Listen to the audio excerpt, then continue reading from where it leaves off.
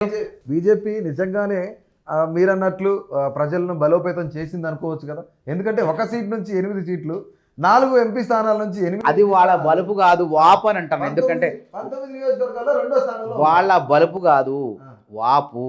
8 స్థానాలు అసెంబ్లీలో వచ్చినాయి. అది కూడా సావు. గతంలో 7 స్థానాలు ఉండే, అప్పుడు 14లో 7, 8 అయిపోయినాయి. చివరికి ఒకటే వచ్చింది మొన్న. సావు తప్పి కొనలట్ట పోయినట్టు మళ్ళీ ఏదో ఒక 8 స్థానాలు వచ్చినాయి. 8 స్థానాలు ఎవరు? BJP, BRS party. ఎప్పుడు గుర్తుపెట్టు, పరాన్నజీవులు వీళ్ళిద్దరు. ఎప్పుడు నేనేం చెప్తానంటే, బీఆర్ఎస్ పరిస్థితి బాగోలేనప్పుడు బీజేపీ మీద ఆధారపడుతుంది బీఆర్ఎస్ పరాన్నజీవి. ఆ బీజేపీకి ఇవన్నీ డైవర్ట్ చేస్తే, మార్చేస్తాడు, బదలాయింపు చేస్తుంది. బీజేపీ పరిస్థితి బాగాలేనప్పుడు బీఆర్ఎస్ మీద ఆధారపడుతుంది బీజేపీ పార్టీ.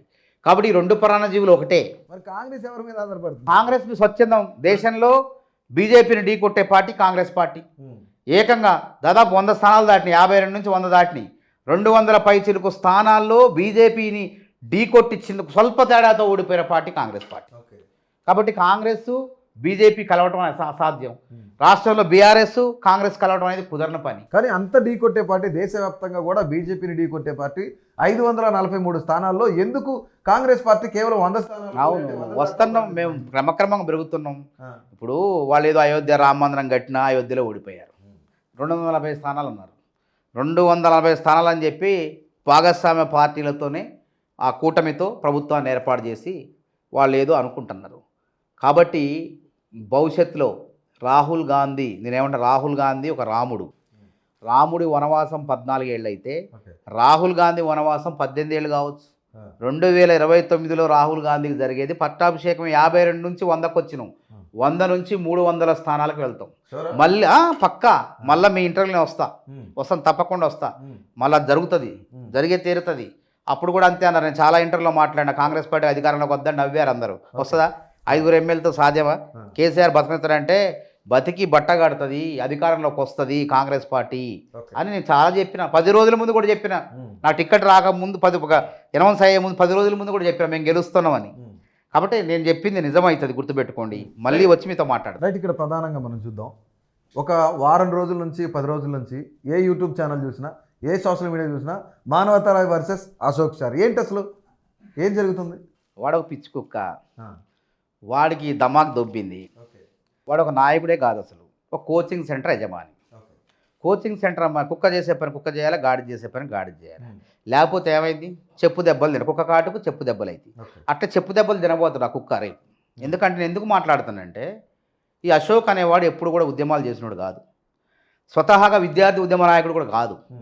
తన స్వార్థం కోసం ఈ ఉద్యమంలో జొరబడినోడు, కృత్రిమ ఉద్యమాన్ని తయారు చేసేటోడు. ఉద్యమాలు ఎప్పుడు కూడా సహసిద్ధంగా పుట్టిన ఉద్యమాలే విజయవంతమైంది. తెలంగాణ ఉద్యమం, ఎంఆర్పిఎస్ ఇప్పుడు ఏదో జరిగింది, వాళ్ళు కూడా పోరాటం చేశారు. 30 ఏళ్ల పోరాటం ఉంది. అట్లాంటిది జనాల్ని ఆలోచింపజేస్తాయి. అట్లనే నిరుద్యోగ ఉద్యమం, నేను చేసిన నిరుద్యోగ ఉద్యమం, వాస్తవాలను దెబ్బలు తిన్నాం, జైలుకు పోయిన 40 కేసులు, ఎన్నో ఇబ్బందులు పడ్డాం. అట్లా ఆ వాస్తవాలు ఉన్న ఉద్యమాలు విజయవంతం. ఇవిడేంది? కాలికేస్తే ఏలికేయటం, ఏలికేస్తే కాలికేయటం. సమస్య పరిష్కరిస్తే ఇంకా అందులో తప్పులు ఎదికేవాడు వీడు. భూతద్దం పెట్టి తప్పులు ఎదికే ప్రయత్నం చేస్తాడు. కాబట్టి వీడిదేమనాలా, వీడు ఎవరి కోసం ఉద్యమాలు చేస్తాడు? గ్రాడ్యుయేట్ అయితేనే ఉద్యమాలు చేస్తాడు. గ్రాడ్యుయేట్ అయితేనే ఎందుకు ఉద్యమాలు చేస్తాడు వాడు? గ్రాడ్యుయేట్ అనేవాడు ఒక ఓటరు, గ్రాడ్యుయేట్ ఓటరు. అంటే వాడు ఓటు ఉంటేనే వీడు ఉద్యమం చేస్తాడు. ఓటు లేని వాళ్ళు విద్యార్థుల గురించి పోరాటం చేయడు వీడు. అని వీడు ఎంత స్వార్థపడు అర్థం చేస్తాడు. అందుకే వాడు పిచ్చి కుక్క అంటున్నా. వాడు అందుకే ఎర్రగడ్డ హాస్పిటల్ ఎంత తొందరగా చేస్తే వాడు అంత పిచ్చి తిక్క కుదురుతుంది వాడికి. అందుకే గ్రాడ్యుయేట్లు ఓటర్గా చూస్తారు. అదే మరి నీటి విద్యార్థులు 25 ఏళ్ళ కౌన్సిలింగ్ స్టార్ట్ అవుతుంది. ఇక అది బీజేపీ వాళ్ళని అడగాలి వాళ్ళని, వాళ్ళు మరి ఎందుకు జీవితాలు నాశనం చేస్తున్నారు? లీకులైనా పరీక్ష రద్దు చేయకుండా పరువు పోద్దని చెప్పి ప్రతిష్ట కోసం మళ్ళీ అది బలవంతంగా కౌన్సిలింగ్ పెడుతున్నారు ఎంబీబీఎస్ అండర్ గ్రాడ్యుయేట్ కోర్సుల్లో ప్రవేశానికి. అయితే వినండి, అయితే మరి నీటి విద్యార్థులు పేపర్ లీక్ అయితే వీడు ఎప్పుడైనా కొట్లాడిండా? వాళ్ళ కోసం దీక్షలు చేసిండా? దొంగ దీక్షలు చేసిండా? కనీసం చేయలే. ఎందుకు చేయలే? వాడు ఓటర్లు కాదు. ఓటర్లు అయితేనే వీడు దీక్షలు చేస్తాడు, దొంగ దీక్షలు చేస్తాడు. అయినా వీడి దగ్గర రానిలే. నువ్వు వచ్చి మా ఉద్యమంలో జ్వరపడుతున్నావు, నీ వల్ల మాకు చెడ్డ పేరు వస్తుందని కుక్క పో అని చెప్పి చెప్పుతో కొట్టిన అశోక్నగర్లో మొన్న. ఆడ పిల్లగాళ్ళు గ్రూప్ 2 వాళ్ళ దగ్గర పో అంటే పారిపోయింది తల వంచుకోలేక. వీడేంది? ఇది ఒక లాభదాయకంగా ఉంది, ఒక వ్యాపారం. ఇప్పుడు మీలాంటి యూట్యూబ్లు సమాజ శ్రేయస్సు కోసం పనిచేస్తాయి. వాడేంది? ప్రభుత్వాన్ని చేసిన మంచి పని అభినందించడు. అభినందించకుండా రెచ్చగొట్టే విధంగా మాట్లాడితే వ్యూస్ పెరుగుతాయి. 1,00,000 మంది, ఇప్పుడు 5 లక్షల మంది డిఎస్సి అభ్యర్థులు ఉంటారు, ఒక 30 లక్షల మంది నిరుద్యోగులు ఉంటారు. వీళ్ళల్లో కనీసం వీడేదో మాట్లాడుతున్న సొల్లు మాట్లాడుతున్న తొర్రిముఖం కూడా అని చెప్పి వీడు తొర్రిముఖంలో ఏమొస్తుందో మాట్లాడికి నత్తి మాటలు కూడా వస్తాయి వాడికి అని చూస్తారు. చూస్తే వాడికి వ్యూస్ పెరుగుతాయి, వ్యూతో ఆదాయం వస్తుంది. ఇటు వ్యూస్ ద్వారా ఆదాయం వస్తుంది, ఇటు పాపులారిటీ వస్తుంది, ప్రజల్లో అవి గుర్తుపడతారు, ఈయన్ని నిరుద్యోగుల్లో గుర్తుపడతారు, ఏదో పోటుగాడు లెక్క. కాబట్టి ఈ విధంగా వాడు స్వార్థ ప్రయోజనాల కోసం నిరుద్యోగుల జీవితాలతో చెలగాటమాడతాడు అని నేను చెప్పడం కాదు, ఇప్పుడు అర్థమైంది నిరుద్యోగులందరికీ కూడా. అది దగ్గర రానిట్లే. కాబట్టి అటు చిల్లర వెధవల్ని, వాళ్ళ చిల్లర వెధవలు కృత్రిమ ఉద్యమాలు చేసే వాళ్ళకి తప్పకుండా దేశశుద్ధి చేస్తారు, నిరుద్యోగులు చేస్తారు. ఎందుకంటే ఊరు చూస్తే అర్థమైపోద్ది వాడు స్వార్థం. అలాంటి వ్యక్తి, అలాంటి కృత్రిమ ఉద్యమాల్లో పాల్గొనే వ్యక్తిని మీరన్న ఏవైతే వర్డ్స్ ఉన్నాయో అలా సంబోధించిన అలాంటి వ్యక్తితో ఎందుకు ఉమ్మడి వరంగల్ ఖమ్మం జిల్లాల గ్రాడ్యుయేట్ ఎమ్మెల్సీ ఎన్నికలప్పుడు ఒక చీకటి ఒప్పందం కాంగ్రెస్ పార్టీ చేసిందని ప్రధానమైన ఆరోపణ. కాంగ్రెస్ పార్టీ చేయలే. కేటీఆర్, హరీష్ రావు వీడిని ముందు పెట్టి తీర్మానం మల్లన్న ఓడించడానికి ప్రయత్నం చేశారు. మల్లన్న మీద కుట్రలు చేసి పల్లి బఠాన్ అంటే నేను తిప్పికొట్టిన అంటే ఉస్మానియా, కాకతీయ, పల్లి బఠానీలు అంత తక్కువ మాట్లాడతావా? అంత చిన్న చూపా నీకు? బిట్స్ పిల్లని అయితే గొప్పోళ్ళ వాళ్ళు ఎక్కడ దేశానికి పనికొచ్చారు? దేశంలో బాగా సేవ చేసేది ఉస్మానియా, కాకతీయ ప్రభుత్వ విశ్వవిద్యాలయ పాఠశాల చదివినటువంటి విద్యావంతులు, ఉద్యోగులు, వాళ్ళు ఐఏఎస్లు కావచ్చు, ఐపీఎస్లు కావచ్చు, కింది స్థాయి ప్యూన్ వరకు కూడా ఎవరైనా కావచ్చు. కానీ బిట్స్ పిల్లని చదివినవాడు వాడు స్వార్థపరుడు. వాడు కార్పొరేట్ బహుళజాతి సంస్థల్లో పనిచేస్తారు, ఒక లక్షలాది రూపాయలకు జీతం కోసం పనిచేస్తారు, కానీ ప్రజల జీవితాల కోసం ఆయన పనిచేసిండా? కాబట్టి అని అట్లా ఆ విధంగా పోరాటం చేసిన ఆ రకంగా ప్రయత్నం చేసి మనల్ని ఓడించాలని చూసినా తిప్పికొట్టును.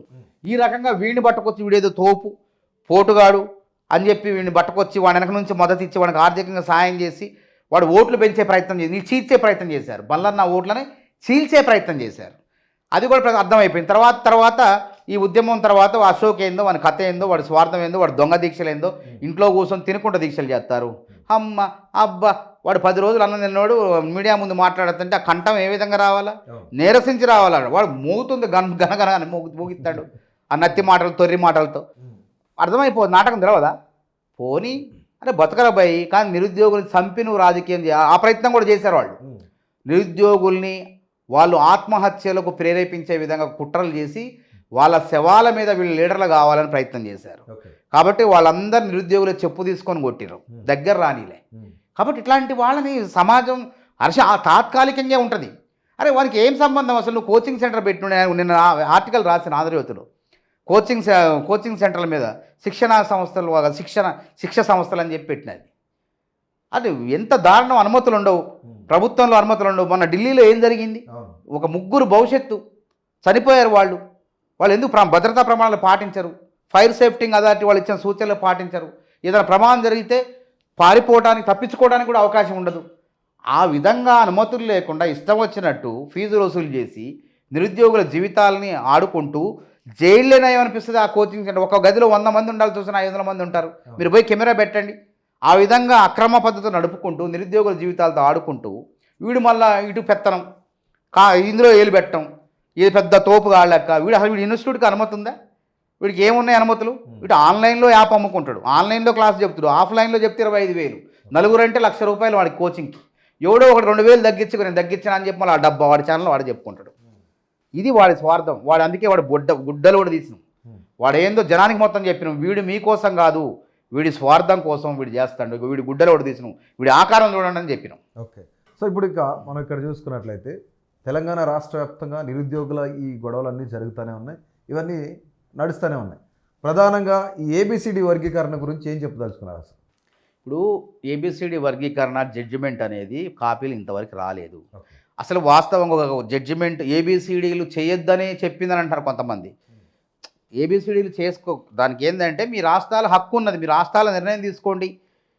ఆ జడ్జిమెంట్ పూర్తిగా వస్తే కానీ మనం దాని గురించి మాట్లాడలేం. సరే, ఇది చిరకాల పోరాటం, 30 ఏళ్ల పోరాటం, ఉప్పు నిప్పు లెక్క మాలా మాదిగా సోదరులు ఎదురుపడితే వాళ్ళ మధ్య శత్రుత్వం, వైరం ఉంది.